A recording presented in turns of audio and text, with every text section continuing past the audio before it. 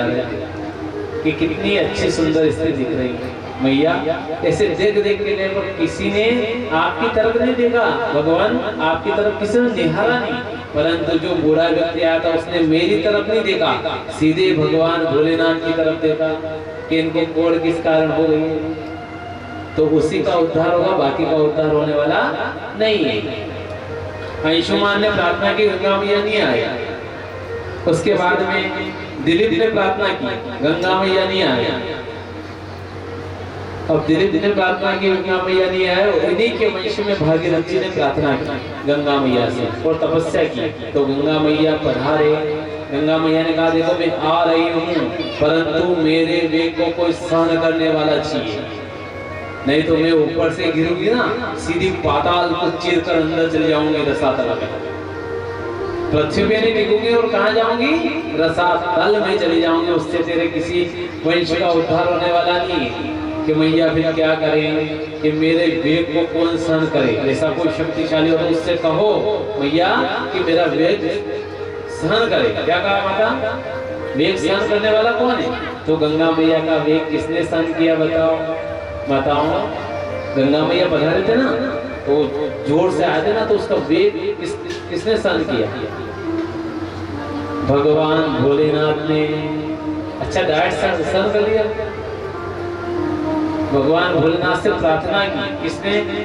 भागीरथ जी ने कि हे भगवान भोले बाबा पधारो। तपस्या की कि कृपा करके गंगा मैया के वेग को आप सहन करो, आपकी जटाओं में धारण करो और सूक्ष्म रूप में गंगा मैया को पृथ्वी पे पहुंचा। तो गंगा मैया को भोलेनाथ ने जटाओं में बांध दिया। गंगा मैया रास्ता ढूंढती रही, 11 वर्ष तक घूमती रही उसमें, पर रास्ता कहीं नहीं मिले, क्योंकि वो किसकी जटा है? महादेव की। वहां के कहाँ रास्ता मिल सकता है? तो भगवान भोलेनाथ से भागीरथ ने प्रार्थना की, भगवान ये तो गलत किया आपने, मैंने तो मेरे पूर्वजों के उद्धार के लिए मैया को बुलाया था, आप तो जटाओं में बांध कर बैठ गए, अब इससे उन पूर्वजों का उद्धार होगा क्या? कृपा करके गंगा मैया को छोड़िए। फिर वहां से एक धार निकली जटा से गंगा मैया और पृथ्वी पे आई, पर एक धार का वेग भी इतना था ना, तो जानवी ऋषि तपस्या कर रहे थे, जानवी ऋषि, तो उनका कमंडल सब ले गई बहा के। जानवी ऋषि को गुस्सा आया, उन्होंने कहा गंगा मैया ने मेरा कमंडल वगैरह सब ले गई, तो उन्होंने केशवाय नमः माधवाय नमः नारायण गंगा मैया को पी गई, आगे नहीं जाने दिया। भागीरथ जी उनके पास पहुंचे, महात्मा कपिल मुनि के आश्रम में मेरे पूर्वज पड़े हुए, उनके उद्धार के लिए लाया था मैं, कृपा करके गंगा मैया को छोड़ो। तो उन्होंने अपनी जांघ को चीरा और वहां से गंगा मैया निकली, जांघवी नाम गंगा मैया का पड़ा। अब भागीरथ जी आगे आगे और गंगा मैया पीछे पीछे। कान्हा जी को जल्दी हो रही है, हमारे कन्हैया को जल्दी हो रही है कि महाराज जी लेट हो जाओगे, थोड़ी स्पीड पकड़ो, 80-90 में चलाओ गाड़ी, धीरे चले तुम्हारी गाड़ी।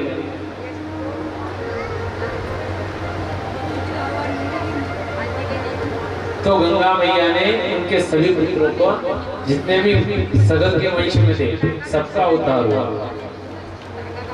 और परमात्मा की कृपा से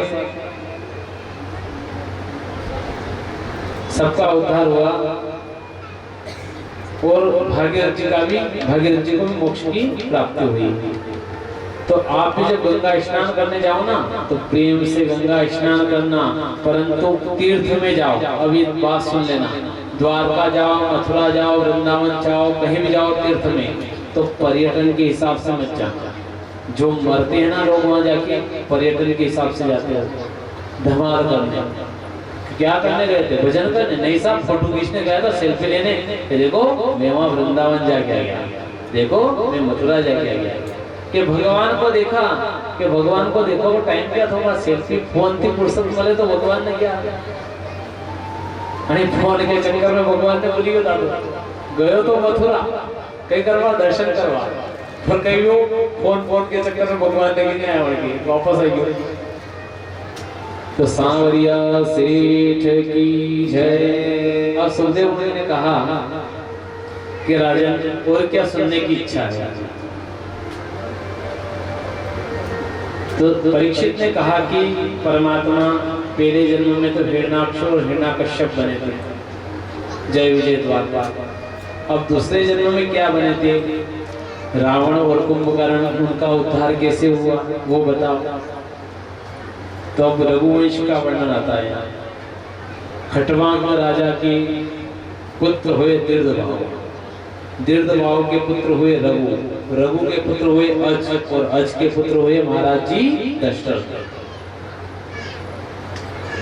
कथाएं अपने 2 दिन छोड़ेंगे क्योंकि अपने समय भी हो रहा है। परमात्मा के संग दशरथ जी का जन्म हुआ, दशरथ जी बड़े हुए, राजपाट मिला। अच्छा, रावण का जन्म कब हुआ ये बताओ। रावण का जन्म, केकसी माता है ना रावण की, इनका जन्म कब हुआ था? और अयोध्या और महाराज रावण की लड़ाई कब से चल रही है ये बताओ। क्या राम के आने के बाद लड़ाई चली कि उससे पहले की लड़ाई है? बता सकते हो आप? मैं बताऊं फिर आपको नहीं पता होता। खटवांग राजा के पुत्र हुए थे दीर्घबाहु। कौन हुए थे? दीर्घबाहु। और रावण ने आक्रमण कर दिया था दीर्घबाहु के ऊपर। तो दीर्घबाहु राजा हार गए थे युद्ध। और अयोध्या का जो मुकुट था ना, वो अयोध्या वाला सिंहासन वाला मुकुट, वो रावण ले गया था। कौन ले गया था? रावण। परंतु इन्हीं के वंश में जब रघु राजा हुआ तो इन्होंने कहा था कि रावण अगर उस समय तो तेने पूर्वजों का, मेरे मुकुट राज्य सिंहासन का ले गया था, पर अंत तो गत्वा हमारे पूर्वज आएंगे और तेरे से मुकुट लेकर वही मुकुट धारण करेंगे। अब बताओ कि भगवान राम काय के लिए गए थे? सीता माता के लिए गए थे? ये सब तो लीला उस मुकुट के कारण हुई। काय के कारण? क्योंकि अगर राज्य सिंहासन का जो मुकुट है पूर्वजों का, अगर वो कोई दूसरा ले गया तो अब बताओ आप बोलोगे कि महाराज जी यहाँ मुकुट कशों को पे जाता, यदि तो यहाँ मुकुट दूसरों पे जाता। ओरिजिनल मुकुट के पास हो महाराज रावण के पास। किसके पास था मुकुट? अयोध्या का रावण के पास। अब उससे वो मुकुट लेना था। रघु राजा गए थे युद्ध लड़ने, ये भी हार गए थे। परंतु ये वह श्राप लेके आए थे कि अगर रावण तू मेरी अयोध्या में पांव रखेगा तो तेरे सिर के 50 टुकड़े हो जाएंगे। इस कारण रावण अयोध्या में नहीं आता, सब दूर जाता पर अयोध्या में नहीं आता, क्योंकि श्राप के कारण कि मैं वहां जाऊंगा तो मेरे मस्तक के 50 टुकड़े हो जाएंगे, इसलिए नहीं आता। अब भगवान ने सोचा कि मेरे पूर्वजों ने एक तो मुकुट भी गंवा दिया और एक श्राप भी दे दिया, तो रावण ने मेरे से युद्ध लड़ने आ तो सकता नहीं है, तो मेरे को युद्ध लड़ने जाना पड़ेगा। किसको जाना पड़ेगा? मेरे को ही जाना पड़ेगा ना, क्योंकि श्राप हो या युद्ध लड़ने आएगा। अगर वो नहीं आएगा तो मुकुट कैसे लूंगा पूर्वजों का? तो जो भी लड़ाई हुई उस मुकुट के पीछे हुई, जो भी लड़ाई हुई उस मुकुट के पीछे। और आज भी लड़ाई किसके पीछे? कुर्सी के पीछे। ठीक है ना महाराज? कुर्सी चाहिए। तो इनके कोई संतान नहीं थी महाराज। दशरथ जी महाराज के कोई संतान नहीं थी। तो संतान ना होने के कारण राजा दुखी थे कि भगवान संतान हो जाए, भगवान संतान हो जाए। तो विश्वामित्र ऋषि के कहने पर यज्ञ का आयोजन किया। यज्ञ का आयोजन करके भगवान अग्नि भगवान खीर लेके निकले। शास्त्र कह रहा है ना, खीर लेके निकले और उसी खीर से कौशल्या माता, कैकेयी माता और सुमित्रा मैया की गर्भ रहा और उनके संतान की उत्पत्ति हुई। किस दिन हुई? राम नवमी को भगवान का जन्म हुआ। तो कैसे हुआ जन्म? भय प्रकट कृपाला दीन दयाला कौशल्या हितकारी हर्षित महतारी मुनि मनहारी अद्भुत रूप विचारी लोकन अभिरामा धनु घनश्यामा निज आयुध गुणधारी भूषण बनमाला नयन विशाला शोभा सिंधु करारी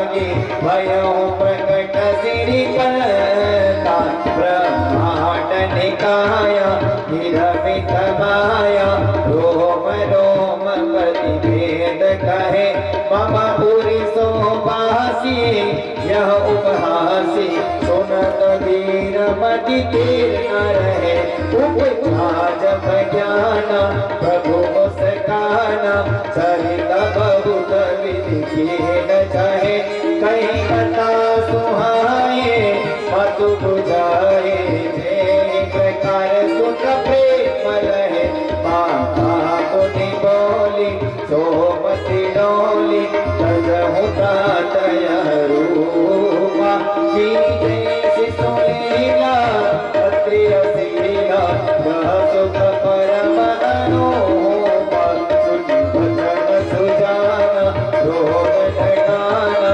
कोई बालक सुर रूपा यह चरित झिकावे हरिमत पावे तेन पर ही पवन भगवान की जय जय। तो माँ कौशल्या मैया के राम जी का जन्म हुआ, कैकेयी माता की भरत जी का जन्म हुआ, सुमित्रा माता के भरत और शत्रुघ्न का जन्म हुआ, लक्ष्मण और शत्रुघ्न का जन्म हुआ। अब बालक बड़े होने लग गए, तो मेरे को बताओ भगवान का जन्म हुआ कि प्रकट हुआ? क्या हुआ? अगर अपन अभी गा रहे थे ना, भय प्रकट कृपाला, जन्म हुआ तो वहीं बोलना था भय प्रकट जन्म है। अभी गा रहे थे ना भरत जी, तो वहां क्या लिखा हुआ है? भय प्रकट कृपाला। तो गर्भ से जन्म हुआ क्या भगवान का? नहीं हुआ ना। भगवान चतुर्भुज रूप धारण करके आए थे कौशल्या माता जी के पास। नयन विशाला, शरीर विशाल, जन्मते ही बिल्कुल भगवान विशाल रूप में आए, कोई आरोप नहीं था। पर भगवान क्या लेके आए साथ में? मर्यादा। क्या लाए भगवान? मर्यादा। भगवान ने मर्यादा का पालन इतना किया कि आप लोग और हम लोग नहीं कर पाएंगे। कर पाओगे क्या? भगवान बड़े होने के बाद में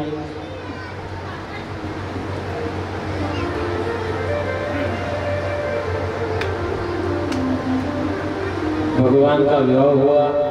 विवाह होने के बाद अपन जल्दी रह रहे, क्योंकि वो विश्वामित्र वहाँ यज्ञ हुआ था, वहाँ पर वो यज्ञ विध्वंस कर रहे थे। वहाँ भगवान गए थे राम लक्ष्मण, और उन्होंने उन राक्षसों को मारा और वहाँ से भगाया और यज्ञ पूर्ण करवाया।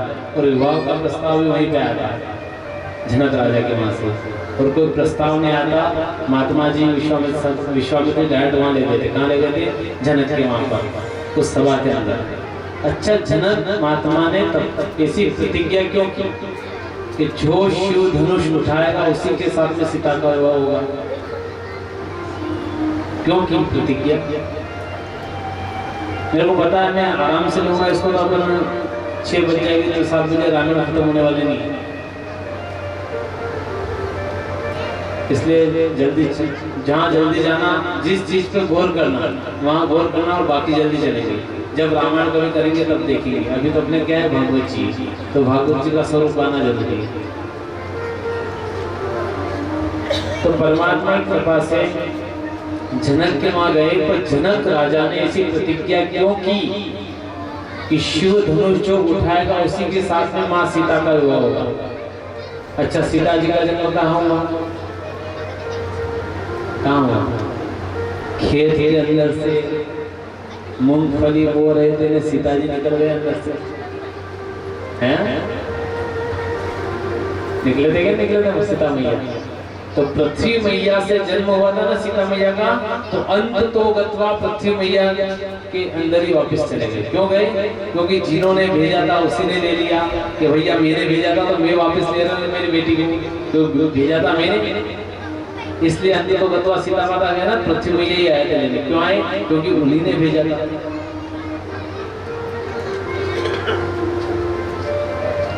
तो परमात्मा वहां गए ना तो उनको प्रतिज्ञा इसलिए की थी क्योंकि सीता मैया उस धनुष को डाबे हाथ में उठा करके सीधे हाथ से लिप देती थी और साधारण व्यक्ति कोई वो शिव धनुष उठा नहीं पाता, किसकी ताकत नहीं कि उसको हिला दे। रावण महाराज भी गए थे वहां कि मैं धनुष उठा लूंगा, अयोध्या में तो जा नहीं सकते, दूसरे राज्य में तो उनको अधिकार है जाने का। वो गए थे रात को कि सुबह स्वयंवर है तो अपने रातें चेक करूंगा, फिर अपनी हंसिका का रावण लोग आ गया कि रावण अपन बलशाली धनुष ने उठ्यो। तो रावण महाराज पहले गए, एक दिन पहले रात को गए क्योंकि अदृश्य महाराज रावण पे शक्ति आती है, यहाँ से अदृश्य होते दूसरी जगह प्रकट हो जाते। किसने दी ये शक्तियां? भगवान शिव ने। और रावण से बड़े पापी आप और वो।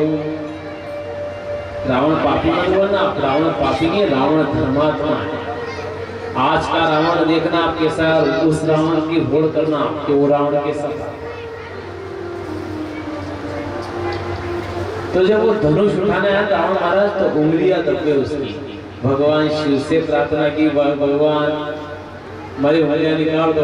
तो भगवान शिव ने रावण की उंगलियां निकाली। उसी दिन से रावण ने विचार कर लिया था कि अपन को इस धनुष यज्ञ में शामिल नहीं होना महाराज, इसलिए नहीं गए थे रावण महाराज।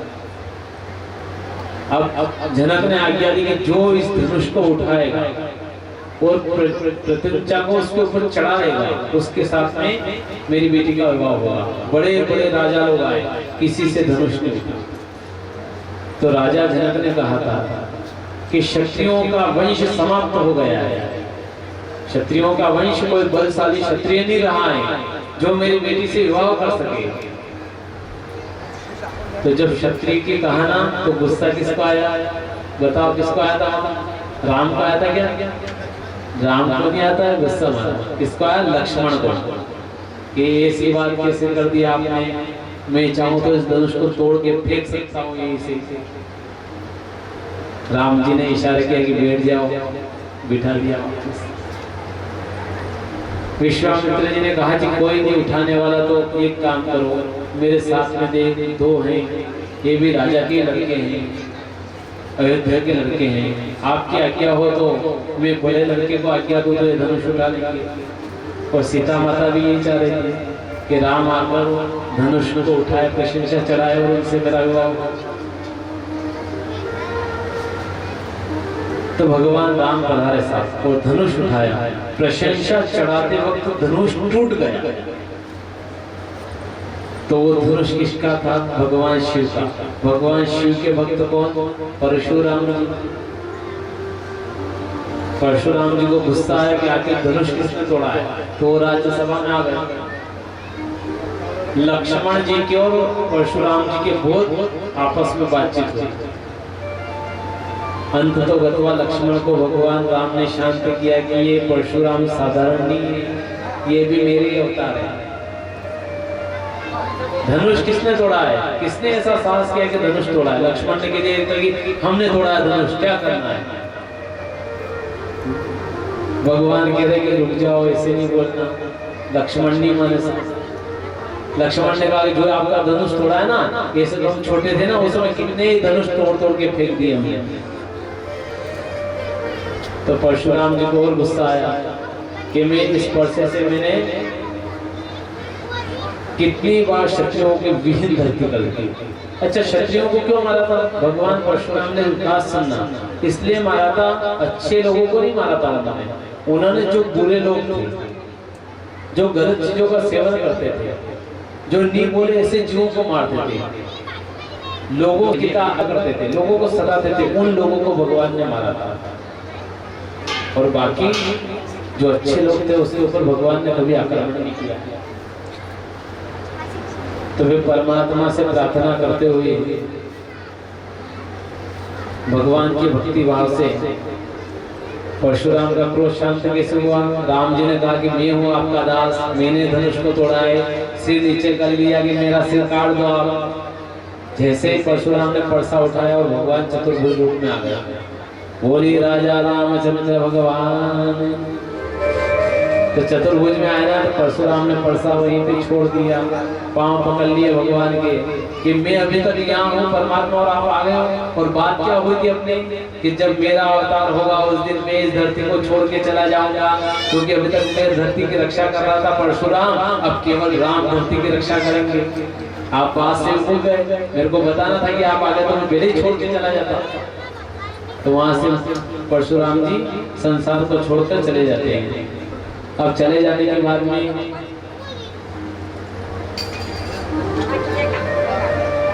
चले गए ना, चले जाने के बाद में परमात्मा की कृपा से प्रेम से विवाह होता है। अब फिर दशरथ जी को निमंत्रण दिया गया। विवाह कैसे होता है? दशरथ जी को निमंत्रण दिया गया। अब उनके 4 कन्याएं थी। एक तो सीता मैया पृथ्वी के द्वारा प्राप्त हुई थी, इधर राम लखन भरत शत्रुघ्न सबका विवाह संपन्न होता है। थोड़े दिन वहां रहे जनक राजा के, परंतु मैंने कहा पहले बता दिया, आप डबल बताने की आवश्यकता नहीं। राम जी ने जो भी कर्म किया दशरथ जी आए ना, तो जनक जी के चरणों में झुके। क्यों झुके? कि आप दाता हो, मैं भिखारी हूँ, मेरे 4 लड़के हैं और इनकी शादी करना है, और आप मेरे को कन्या दान दे रहे हो, सबसे बड़ा दान वही है। तो जनक के चरणों को राजा दशरथ ने धोया और चरणों की पूजा की। राम से कहा कि राम जीवन में ध्यान रखना, मेरा अपमान हो जाए मैं सहन कर लूंगा, परंतु तेरे ससुर जी पिता तुझे इनका कभी जीवन में अपमान मत करना। वो जो कन्या को लेके आया ना, कन्या की आंख में कभी आंसू मत आने देना। जिस दिन कन्या के आंख में आंसू आ गए ना, उस दिन अपना राज्य अपना कुल भी आपकी रक्षा नहीं करेगा, भगवान भी आपकी रक्षा नहीं करेगा। आप एक दूसरी कन्या को लाते हो और उससे झगड़ा कर लेते हो। बहू ऐसी, बहू ये नहीं करती है। अब इसमें बहू की तो गलती नहीं होगी, सास की भी तो गलती होगी, कुछ दोनों गलती रहती है ना महाराज। तो कभी आप झगड़ा मत करना। अच्छा, आपके झगड़ा नहीं होगा, मैं इस झगड़े का सलूशन आपको बता देता हूँ, तो आपके कभी झगड़ा नहीं होगा। आप कभी बहू लाना ही मत, जीवन में कभी बहू मत लाना। अब आप कह दोगे महाराज के बहू नहीं लाना तो छोरा ने कुंवर रखा होगा, बाकी बहू मत लाना, बेटी लाना। जैसे बेटी का दान करते हो ना आप महाराज, कन्या का दान करते हो ना, किसी को देते हो ना, तो माताओं आपसे हाथ जोड़कर निवेदन है, आप बहू मत लाना, परंतु बेटी लाना। जहां भी रिश्ता करूंगा कहना कि मेरी बेटी है, बहू नहीं है महाराज। जिस दिन आपने ऐसा विचार मन में आ गया ना, और चलो बेटी आपने मान लिया, अब बेटी का क्या कर्तव्य है वो समझे। बेटी सासू माँ ने तो आपको बेटी मान लिया ना कि मेरी बेटी है, परंतु बेटी का क्या कर्तव्य है? बेटी सासू माँ को कभी सासू माँ मत समझो। जिस प्रकार से एक माँ को छोड़ के आए हो और दूसरी माँ आपको प्राप्त हुई है, तो उसको माँ समझिए, सासू मत समझिए। जिस दिन बहू जो बेटी है ना, वो सासू माँ को माँ समझने लगे और सासू माँ बहू को बेटी समझने लग गए, उस दिन आपके जीव परिवार में कभी झगड़ा नहीं होगा महाराज, ये ध्यान रखना। बस ये टॉपिक चेंज कर लेना तो आपका परिवार खुशहाल रहेगा। अब विवाह होने के बाद में वापस राज्य को लौटे महाराज। अब राज्य को लौटे तो वहां पर मंथरा दासी, अपनी भी मंथरा दासी अपने पास में भी ध्यान रखना, बुद्धि खराब करने के लिए बिल्कुल होते हैं। पुरुषों के मंथरा दास और माताओं के मंथरा दास। अच्छा, आपके मंथरा दास को जो आपको गलत संगति की ओर ले जाए, गलत करने के लिए प्रेरित करे, वो है मंथरा दास हैं। जो माताओं के अंडे देनी मंथरा मंथरा दासी का, जो सास बहू के बीच में झगड़ा करवा दे, परिवार में खंडन करवा दे, परिवार में लड़ाई करवा दे। हम जीजा जो हमारे बड़े भी मंत्रादासी बेटी है। माताओं बहनों, उससे सावधान रहना, आपका परिवार तोड़ देगी वो, परिवार अलग करवा देगी, तो उसके कभी चारे मत लगना। सुन लेना, इस कान से इस कान निकाल देना। एक बच्चा कथा सुन रहा था, महाराज जी ने कहा क्या कर रहा है रे? कि कुछ नहीं महाराज, इधर धूल डाल रहा हूँ, इधर निकल रहा है। कि ऐसा क्यों कर रहा है? कि महाराज जतरा भी कथा होनी रहा अड़ी कान में होने नोड़ी कान में निकाल दिया। तो या तो अड़ी कान में होने नहीं, वो कान बंद रखी नहीं, या दिमाग में रख दो। वो जो गलत वातावरण अड़ी कान में होने अड़ी कान में निकालता रहेगा, मैं मत रखता। तो मंथरा दासी ने कहा कि देखो अब राम को राजा बना देंगे और भरत का क्या होगा? कि कैसे कहा कुछ युक्ति लगाओ मां, नहीं तो राम राजा बन जाएंगे। अब गलत शब्द गलत चीजा माता के कान में बढ़ती। कैकेयी माता जो सबसे ज्यादा प्यार करती थी राम को, उसको ग्रहण हो गया।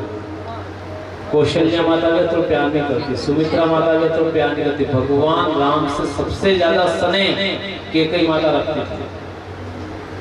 परंतु गलत लोगों के बहकाव में आ गई मां, और बहकाव में आने के बाद उन्होंने कहा कि मैंने देवासुर संग्राम में दशरथ जी से कहा कि देवासुर संग्राम में जब रथ का पहिया निकल गया था ना, मैंने उंगली लगा दी थी और आपको युद्ध जितवाया था। तो उस समय मैंने आपसे वचन मांगे थे 3, वो वचन पूरा कर दो। अब फंस गए दशरथ जी, बात में आ गए, अब क्या करें? क्योंकि वचन की, क्योंकि अयोध्या में कहा है कि प्राण चले जाए पर वचन नहीं जाने देते थे। अयोध्या वाले लोग प्राण चले जाए मर जाए, परंतु एक बार जो बोल दिया उस बात से डिगवी नहीं होते थे। अयोध्या में जितने भी वंशज ना बात पे अड़िग रहे हो, एक बार बोल दी वो बात अड़ी।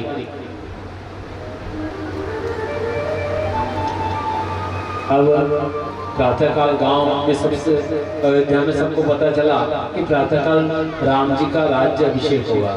अच्छा, उसके लिए कोई राज्य अभिषेक के लिए कोई पंचांग देखा गया था क्या? यूँ बताओ। कोई पंचांग नहीं देखा था, कोई मुहूर्त नहीं निकाला था। बिना मुहूर्त के हाँ राम जी को राज्य अधिकार बना दो और राजा बना दो। परंतु मेरी राम की इच्छा कुछ और ही थी। मेरी राम की इच्छा थी कि ये मुकुट हमारा नहीं है, हमारा रावण के पास है। वो मुकुट पहनकर फिर मैं राज्य संभालूंगा, अभी नहीं संभालूंगा। वो मुकुट पहनूंगा मैं तो जो मेरा मुकुट है वंशज का वो पहनूंगा, ये नहीं पहन सकता मैं। तो सरस्वती मैया को आज्ञा दी कि कैकेयी मैया की थोड़ी कम ग्रहण है, तो भारती वो ज्यादा ग्रहण करे तो लड़ाई करे दो कि राम गणो खराब है। कैकेयी माता से कहा गया, कैकेयी माता ने भी नहीं चाहती कि भगवान राम वनवास पर जाए। भगवान ने कहा कि देखो माता, अगर यहाँ रहा ना अयोध्या में तो क्या होगा कि राम जी था आगे वंशज में भी भगवान था, ऐसा के धर्म चल। अगर मैं लीला करूँगा तो माता अयोध्या का नाम होगा, तेरा नाम होगा, हम सबका नाम होगा। उस नाम के लिए भगवान ने लीला रची। कोई कैकेयी भी गलत नहीं थी। कैकेयी ने तो भगवान के राम के जीवन को निखारा है। अगर भगवान वनवास में जाते तो जीवन में निखार आता है क्या?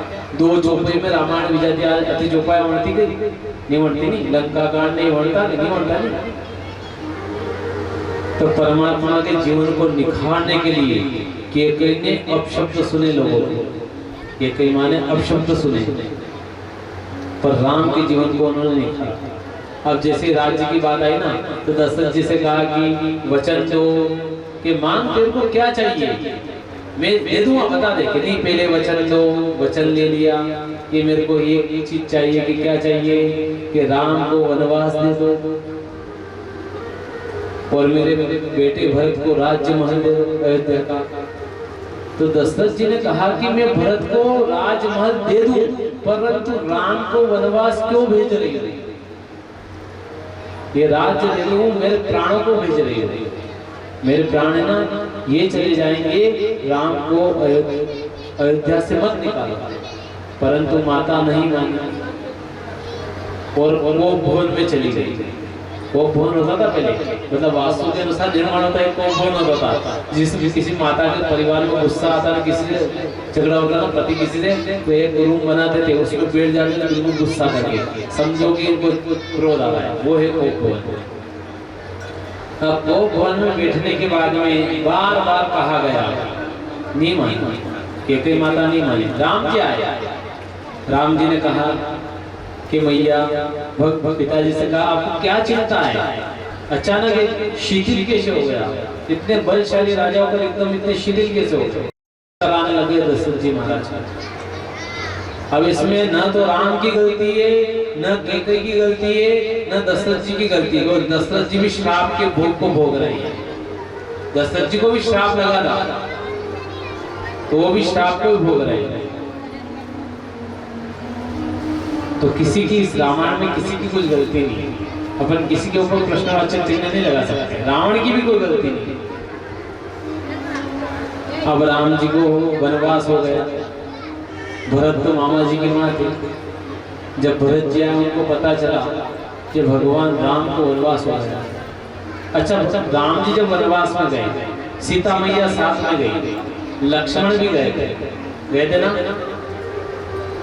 आज की माता में तो कि अगर भाई ने भाभी के जई रहे हैं तो थूका नहीं जावा दे जा वहाँ तो यहाँ थूके में धन दौलत थारे जावा दे न्यूज के। परंतु लक्ष्मण जी जब उनकी माँ के पास में गए, सुमित्रा उनकी माता जी है ना, उनके पास में गए ना, तो क्या कहा उन्होंने, लक्ष्मण 14 वर्ष तक नींद मत निकालना। रामायण पूरी त्याग की भावना की रामायण, एक दूसरे के प्रति त्याग करना। सबने एक दूसरे के प्रति त्याग किया। रामायण में कोई ऐसा पात्र नहीं है जिसने त्याग नहीं किया। हमेशा राम की सेवा करना, ये भगवान है। सुमित्रा माता कह रही है ये भगवान है। जन्मते ही ये चतुर्भुज रूप में आ गए थे। जन्म हुआ ना उस समय चतुर्भुज रूप में आ गए थे। फिर हम कौशल्या मैया ने प्रार्थना की ना, तब जाके छोटा रूप धरा था इनमें। तो इनको किसी प्रकार का कष्ट न होना चाहिए। हर समय इनकी सेवा करना, पहरेदार सिक्योरिटी की तरह खड़ा रहना, कभी इनके पास बैठना मत एक गद्दी के ऊपर। तो सुमित्रा मैया से आज्ञा लेकर जब लक्ष्मण जी चले ना, अब विचार कर रहे हो कि मेरी पत्नी के पास में जाऊंगा, अगर पत्नी बोल देंगे कि पति नहीं जा सकते तो। परंतु लक्ष्मण जी जब अपनी पत्नी के पास में गए ना, मतलब सभी समर्पण है यहाँ पर। तो उनकी पत्नी क्या कर रही है, पति देव आपको क्या ऐसा लगता है कि मैं आपको रोकूं?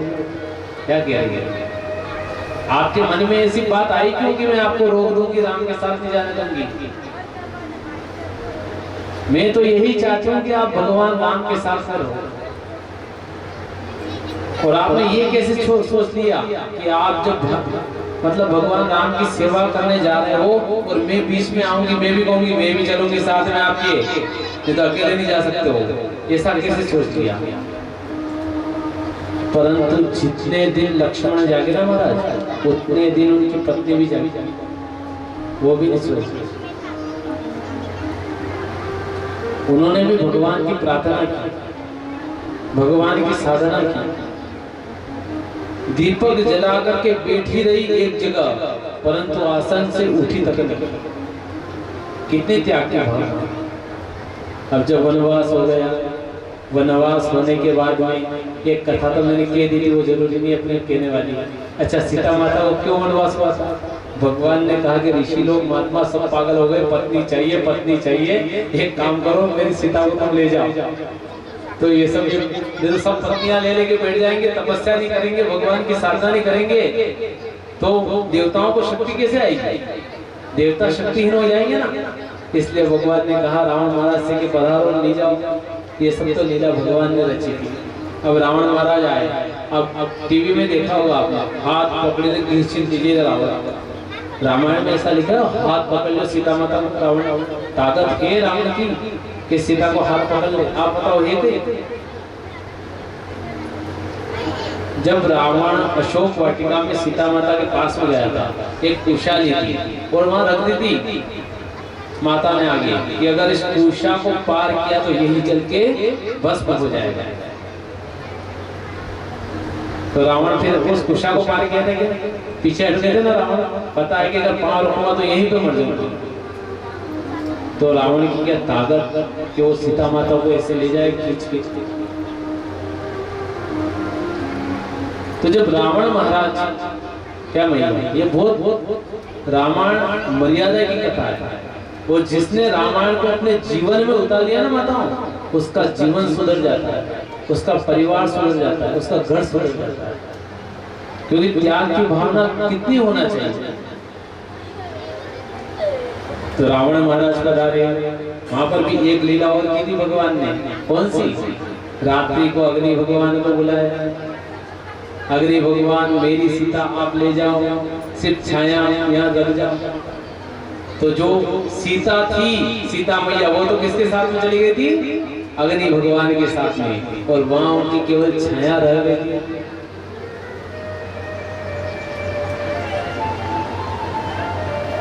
अब मारी छाया था ना, मारी छाया था, रावण ने आज्ञा दी कि जाओ स्वर्ण के मृग बन के जाओ और राम जी का ध्यान विस्तृत करो। ये रावण ने नहीं कहा, भगवान राम ने कहा कि योजना बना रावण, ऐसी योजना बना। तो वो आया, क्यों अच्छा योजना बनाने क्यों बोला भगवान ने? उन महात्माओं के लिए। महात्मा को ऐसा लगना चाहिए कि भगवान राम त्रिलोकी के नाथ, उनकी पत्नी को अगर कोई भी ले जा सकता है तो हमारी पत्नियों को कोई भी डाकू चोर ले जाएगा और हम क्या कर सकते हैं। इसलिए भगवान ने ले जाना चाहिए। अब परमात्मा की आगे सुखदेव मुनि कहते हैं कि रावण महाराज आए और सीता जी को ले गए। अब सीता माता गए ना, तो जगह जगह आभूषण डालते गए। अब आगे चलते अपन सुग्रीव से मित्रता किसने करवाई? हनुमान जी महाराज ने। क्यों करवाई वो भी कथा मैंने सुना दिया आपको। सूर्यपुत्र सुग्रीव और बालाजी के गुरु सूर्य भगवान गुरु है हनुमान जी महाराज। हनुमान जी महाराज के गुरु कौन है? सूर्य। उन्होंने आज्ञा दी थी मेरे पुत्र की आप रक्षा करना और भगवान से मिलाप करवाना। तो हनुमान जी महाराज ने उससे मिला दिया। एक कथा और सुना दी थी मैंने, वो भी मिले। सागर के अंदर राम का नाम लिख करके पत्थर तिराए गए। भगवान ने पुल बनाए, नल और नील को बोला गया। उससे पहले हनुमान जी गए थे अशोक वाटिका, पता लगा के आए थे। अच्छा हनुमान जी के आप महाराज अकेले जा सकते थे और पता लगा के आ सकते थे क्या? अच्छा हनुमान जी महाराज की कथा एक बाकी हो, वो मैं कल बता दूंगा आपको, क्योंकि अभी कृष्ण जन्म करना है। हनुमान जी की एक कथा और बाकी रह रही इससे कि वो हनुमान जी तो एक बार उनके साथ में कौन कौन है, कौन कौन सी शक्ति है। हनुमान जी महाराज गए, अक्षय को मारा, हनुमान जी महाराज को बांधा। ये कथा कल बता देंगे। अब सीधे चलते हैं अपन युद्ध पे। युद्ध हुआ जिसमें लक्ष्मण मूर्छित हो गए, हुए थे ना मूर्छित। उससे पहले भरत की भी कथा आती, भरत जी लेने भी गए थे। केवट ने भगवान के पांव भी धोए। अच्छा केवट जब पांव धो रहा था महाराज, उस समय बार बार लक्ष्मण की तरफ देख रहा था और बार बार सीता माता की तरफ देख रहा था और आराम से पांव धो रहा और हंसी आ रही थी उसको। केवट को क्यों आ रही थी बता सकते हो आप मेरे को? क्योंकि क्षीर सागर के अंदर यही केवट कछुआ था और इधर भगवान को धोख लगाने जाता है ना, तो लक्ष्मी मैया है चल हट हटा देती। उधर शेषनाग की तरफ जाता है ना, शेषनाग फूंक मार देता, चल हट तू भगवान के पास में आ सकता है। तो केवट कह रहा है देखो अब रोक के बताओ, लक्ष्मी मैया आप भी खड़े हो, इधर देख लो शेषनाग भी खड़े हैं और मैं आराम से पांव धो रहा हूँ। कोई रोक पाया उनको? और भगवान भी हंस रहे कि घमंड के कारण मेरे दर्शन के लिए ये रोक रहे थे ना, परंतु आज भी रोक पाएंगे। अच्छा जब भरत को पता चला तो झगड़ा भी हुआ, उसमें राजा दशरथ जी के प्राण त्यागने पड़े, राजा दशरथ जी को मरना पड़ा। अब राजा दशरथ जी का देहांत हो गया ना, तो सभी ने योजना बनाई भरत ने और इन्होंने। माता को पछतावा हुआ कि कल मैया को कहा कि चलो वापस भगवान को लेके आते हैं, राम को वापस लेके आते हैं। तो राम जी को लेने आए थे, उन्होंने क्या दी थी भरत को? क्या दी थी? चरण पादुका। क्या दी थी? तो कैसे जा रहे हैं भरत जी? राम भक्त ले चराए राम की निशानी, राम चलारे राम की निशानी राम भक्त ले चला रे राम की निशानी राम भक्त ले चला रे राम की निशानी शीश पर खड़ा हो अखियों में पानी शीश पर खड़ा हो अखियों में पानी राम भक्त ले चला रे राम की निशानी निशानी रे राम भक्त ले चला रे राम की निशानी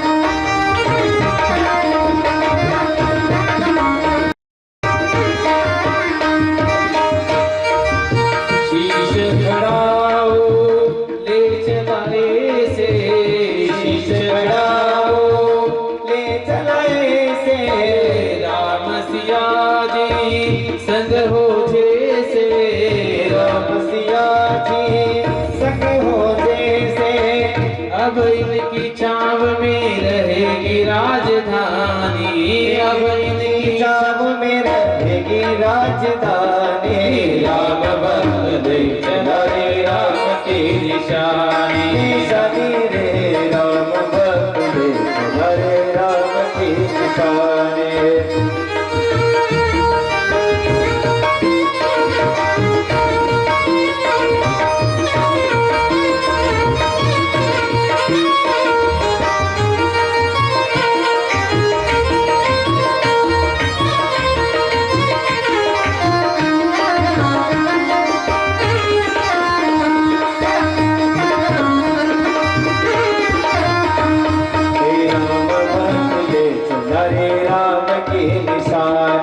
राम भक्त ले चला रे राम की निशानी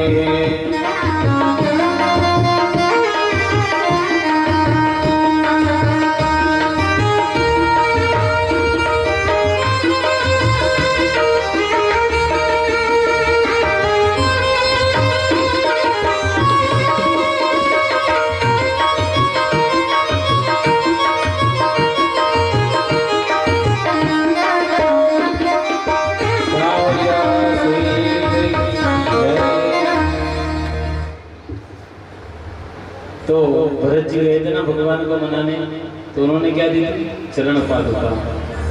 उन्होंने कहा कि भगवान मैं राज्य नहीं कर सकता, उस सिंहासन पे मैं नहीं बैठूंगा, वहां आपका अधिकार है, और मैं बैठ गया तो ये अन्याय होगा, हमारा वंश मुझे कभी क्षमा नहीं कर पाएगा, तो मैं नहीं बैठूंगा।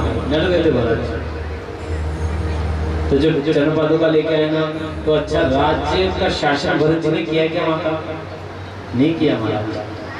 पादुका ले जाकर के सिंहासन पे विराजमान कर दी और राज्य के बाहर अलग कुटिया बनाई कि जैसे मेरे राम रहेंगे वैसे मैं रहूंगा। कैसे? जैसे मेरे राम रहेंगे वैसे रहूंगा।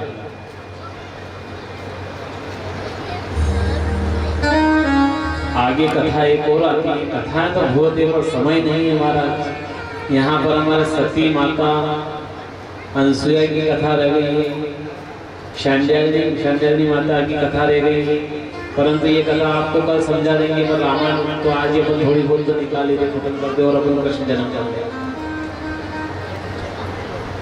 तो परमात्मा की ऐसी कृपा से हनुमान जी गए और लंका जला के आ गए, वापिस आ गए, सब पता चल गया। पर एक बात और देख लेना, जो भगवान के अंत समय में भी अगर पापी लोग को छोड़कर अच्छे लोगों के साथ में संगति कर लेता है ना, उसको राज्य का अधिकार प्राप्त हो जाता है। किसने की संगति? किसने की? विभीषण ने विचार कर लिया कि सब पापी लोग हैं, इनके साथ में अगर मैं भी रहा तो मैं भी पापी हो जाऊंगा, छोड़ो इनको। छोड़ के भगवान के राम की शरण में आ गया। तो कथा कह रही है कि पापी लोग से संगति मत करना, समय रहते ही संगति छोड़ देना, तो आपका भगवान कल्याण कर देंगे।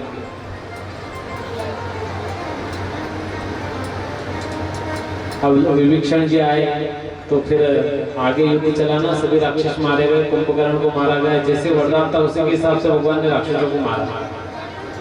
लक्ष्मण मूर्छित हो गए थे, तो संजीवनी बूटी कौन लेने आए थे महाराज? हनुमान जी महाराज आए थे ना संजीवनी बूटी लेने द्रोणागिरी पर्वत पर। तो जब बूटी लेने आए उस राक्षस को छोड़ दे, राक्षस ने रोगा आने, फिर मगर के रूप में आने, भगवान ने उसको मारा, वो सब छोड़ दे। अपन डायरेक्ट कहाँ चलते हैं? जब बूटी लेकर आ रहे थे तो अयोध्या में भरत की नजर पड़ी कि कोई सजीवन बूटी लेके जा रहा है, तो उन्होंने एक बाण छोड़ा बालाजी के, बालाजी धरती पे आ गया। जैसे बालाजी धरती पे आए ना, तो हनुमान जी ने सारा वृत्तांत सुना दिया भरत को। तो भरत की आंखों में आंसू आ रहे, विलाप कर रहा है भरत कि ऐसी युद्ध में अगर मैं होता ना, तो राम को तो वहां जाने की आवश्यकता नहीं थी, मैं रावण को मार के आ जाता। भरत थे शक्तिशाली। अच्छा, शक्ति काय से प्राप्त होती? भक्ति से। भक्ति की तो भरत के पास शक्ति है, हनुमान जी के पास राम जी से भी ज्यादा शक्ति क्यों है? क्योंकि भक्ति है। जहाँ भक्ति होती है वहां शक्ति होती है महाराज। तो भरत ने कहा कि ऐसा ऐसा हुआ है ना, तो और मुझे वृत्तांत सुनाओ पूरा, क्या हुआ, कैसे हुआ? तो हनुमान जी कह रहे कि तुम्हारे वृत्तांत के चक्कर में अगर सूर्योदय हो गया तो लक्ष्मण के प्राण चले जाएंगे। तो वहां भरत जी क्या कह रहे, सुनो उनकी बात कि जिसका मुख भगवान के गोद में हो,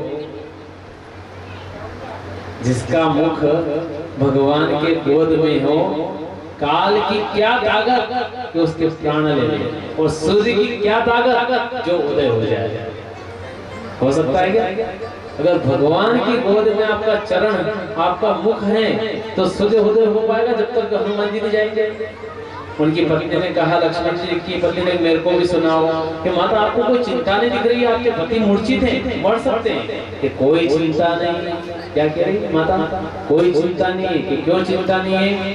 कि जिसके गोद में मेरे पति सोए हैं वो त्रिलोकी के नाथ हैं।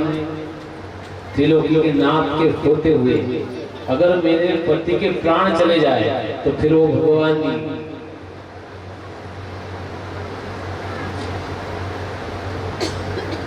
तो आराम से वृत्तांत सारा सुना उन्होंने। ऐसा नहीं कि सूर्य उदय हो जाए, भगवान भी नहीं घबराए, हनुमान जी भी निश्चिंत हो गए। अब हनुमान जी ने कहा कि देखो अब तो मेरे को जाना पड़ेगा, मैं तो वायु के वेग से चलता हूँ, वायु के वेग से वायु की चीर कर चलता हूँ, तो मैं निकल रहा हूँ। तो भरत जी ने कहा कि ये भी चिंता छोड़ दो, आपको वायु को चीरने की आवश्यकता नहीं, मैं बाण चलाता हूँ, इस पर बैठ जाओ, ये सीधा आपको वहां पहुंचा देगा लंका में, कहीं भी नहीं रुकेगा। समुद्र लांघना क्या, कितने ही समुद्र लांघ जाएगा। तो भरत जी ने एक बाण चलाया, उस पर हनुमान जी बैठे, वो चले गए, सूर्योदय नहीं हो उससे पहले। उसके बाद मेघनाथ का सहार किया, सभी पापी लोग मारे गए, रावण भी मारा गया। अब रावण जब मरा ना, तो क्या मरा, जब क्या बोला उसने, राम राम राम बोलते हुए मरा। तो रावण जैसे मृत्यु हुई तो फिर एक और पॉइंट आता है यहाँ पे। राम जी ने लक्ष्मण से कहा कि राजनीति की शिक्षा लेना हो तो रावण के पास में जाओ, रावण को गुरु बनाओ। वो मरते समय लक्ष्मण जी ने रावण को गुरु बनाया और उनसे राजनीति की शिक्षा लिया। रावण कोई छोटा मोटा आदमी नहीं था, ये कल बता देंगे अपन, पूरा इसको विस्तार से मिल लेंगे थोड़ा बहुत।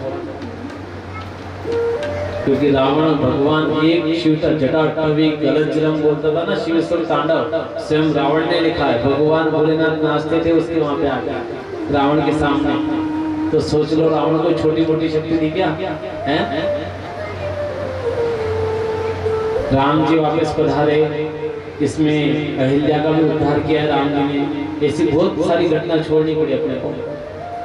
शबरी की कहानी छोड़ी, वो कल कह देंगे आपको शबरी वाली कहानी। राम जी का राज तिलक हो गया और प्रेम से अयोध्या में सभी सुखी। वनवास की कहानी भी कल छोड़ देते। जब वनवास हुआ था सीता मैया को, क्यों हुआ था इसके कारण समेत बताएंगे। इसका प्रश्न है ना कि राम जी ने ऐसा क्यों किया, क्यों वनवास हुआ, किसके कारण हुआ, और जिसने दिलवाया वो अगले जन्म में कौन था, सारा वृत्तांत आपको बताएंगे। योनि के वो थोड़ा बड़ा प्रवास देवादेव ने पहले अगले जन्म में कई भी आपने पूर्व वृत्तांत समझ बताओ। इस प्रकार से राजा राम का अभिषेक होता है, वो अयोध्या का जो वृत्तांत है वो भी पूर्ण होता है। बोली राजा रामचंद्र भगवान की जय। तो सिर्फ एक लाइन मेरे साथ दोहरा दीजिए, उसके बाद चंद्रवंश का वर्णन अपन प्रारंभ करेंगे। श्री राम जय राम जय जय राम, श्री राम जय राम जय जय राम, राम जय राम जय जय राम, श्री राम जय राम जय जय राम, श्री राम जय राम जय जय राम, श्री राम जय राम जय जय राम, श्री राम जय राम जय जय राम, श्री राम जय राम जय जय राम, श्री राम जय राम जय जय राम, श्री राम जय राम जय जय राम, श्री राम जय राम जय जय राम, श्री राम जय राम जय जय राम, राजा राम सीताराम राजा राम, राजा राम सीताराम राजा राम, राजा राम सीताराम राजा राम, राजा राम सीताराम राजा राम, राजा राम सीताराम राजा राम, राजा राम सीताराम राजा राम, राजा राम सीताराम राजा राम, सीताराम राजा राम जय जय राम, राजा राम सीताराम सीताराम, राजा राम सीताराम सीताराम, राजा राम सीताराम राजा राम, सीताराम सीताराम राजा राम, श्री राम जय जय राम, श्री राम जय जय राम, श्री राम जय राम जय जय राम, श्री राम जय राम जय जय राम, श्री राम जय जय राम, श्री राम जय जय जय राम, श्री राम जय राम जय जय राम, श्री राम जय राम जय जय राम,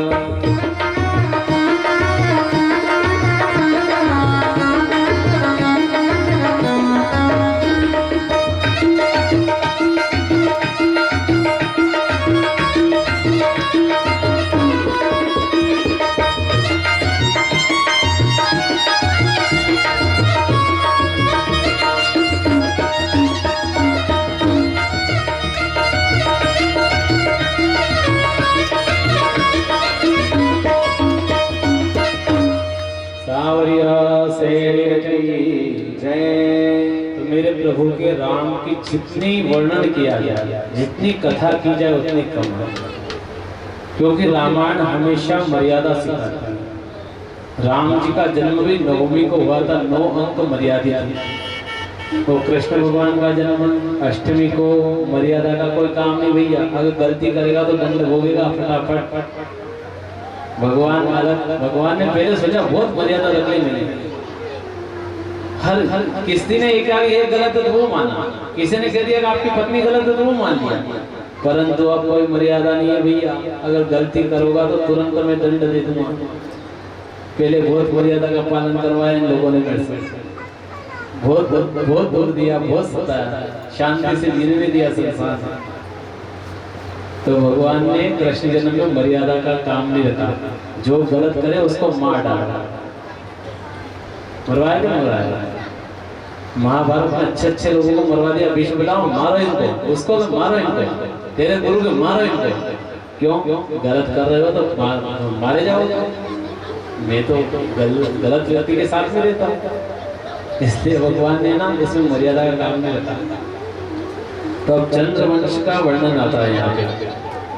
चंद्रवंश कैसे प्रारंभ हुआ उसका वर्णन यहाँ पर आता है। अच्छा, चंद्रवंश सुखदेव जी कहते हैं, सुखदेव जी महाराज परीक्षित थे कि सबसे पहले ब्रह्मा जी के पुत्र थे अत्रि, और अत्रि के नेत्रों के द्वारा चंद्रमा का जन्म हुआ था। अच्छा, चंद्रवंश प्रारंभ कब होगा? जब चंद्रमा होंगे तब तो चंद्रवंश चलेगा, चंद्रमा नहीं होगे तो अपने आप चंद्रवंश आएगा क्या? नहीं आएगा ना। तो क्या कहा सुखदेव जी ने कि सबसे पहले ब्रह्मा जी के पुत्र अत्रि हुए और अत्रि के नेत्र के द्वारा चंद्रमा की रचना हुई। चंद्रमा भगवान पधारे और चंद्रमा के द्वारा चंद्रवंश का वर्णन हुआ। तो चंद्रवंश के अंदर उग्रसेन जी महाराज, जिनका एक पुत्र कंस और बहिन देवकी माता। अच्छा, कंस पापी व्यक्ति था। सुखदेव मुनि ने पूछा ना कि तीसरे जन्म में, जैसे रावण कुंभकर्ण इस जन्म में, तीसरे जन्म में कौन कौन? शिशुपाल दंतवक्त्र, इसमें कंस पापी व्यक्ति था। तो कंस यज्ञ बंद करवाता था, लोगों को सता था, परंतु एक दिन क्या हुआ, जब देवकी माता विवाह के योग्य हो गई ना, तो इन्होंने विचार किया कि माता जी का विवाह कर देना चाहिए, देवकी मैया का विवाह कर देना चाहिए। अच्छा, देवकी माता कौन है बता सकते हो आप? क्योंकि इस पे जोर देना आवश्यक है। आपको पता रहना चाहिए कि इस जन्म में देवकी को अपने पुत्र से दूर रहना पड़ा। क्यों रहना पड़ा? आखिर देवकी थी कौन जिसको दूर रहना पड़ा? यही देवकी माता केकई। कौन थी? कौन थी? त्रेता में कौन थी? केकई। उस समय कौशल्या मैया के पुत्र को केकई ने दूर किया था ना, तो कौशल्या माता ने श्राप दिया था कि अगले जन्म में तेरा पुत्र होगा ना तो तेरे से दूर हो जाएगा, तड़पती रहेगी, तेरा पुत्र तेरे साथ नहीं रहेगा। ये कौशल्या माता का श्राप था उनको। तो इस जन्म में क्या बनना पड़ा? देवकी। मैंने पहले ही बोला है, कर्म किसी को नहीं छोड़ता है, जैसा कर्म करो वैसा भोगो। तो देवकी माता और वसुदेव जी का यहाँ पर विवाह होता है। अब विवाह संपन्न हुआ ना, तो विवाह होने के बाद कंस महाराज देवकी माता को लेकर जा रहे थे रथ के अंदर छोड़ने के लिए इनके राज्य में। जब जा रहे थे ना, तो जाते जाते क्या हुआ, आकाशवाणी हुई कि जिनको तो छोड़ने जा रहा है ना, 8वां जब पुत्र होगा ना, वो ही तेरा काल होगा। कंस, जिसको तू छोड़ने जा रहा है ना, उसका 8वां पुत्र तेरा काल होगा। तो कंस महाराज रुक गए, एकदम तलवार निकाली और अपनी बहन को मारना चाहते थे। वसुदेव ने हाथ पकड़ लिया कि देखो तुम्हारा दुश्मन कौन है? पुत्र है ना, तुम्हारी बहन तो नहीं है ना दुश्मन, तो इसको मार के क्यों पाप में मारे हो? जो दुश्मन है उसको मारना ना, तुम्हारी बहन को क्यों मार रहा है? तो फिर वो बहन को नहीं मारता है, छोड़ देता है, परंतु वापस अपने राज्य महल में लेकर आ गया।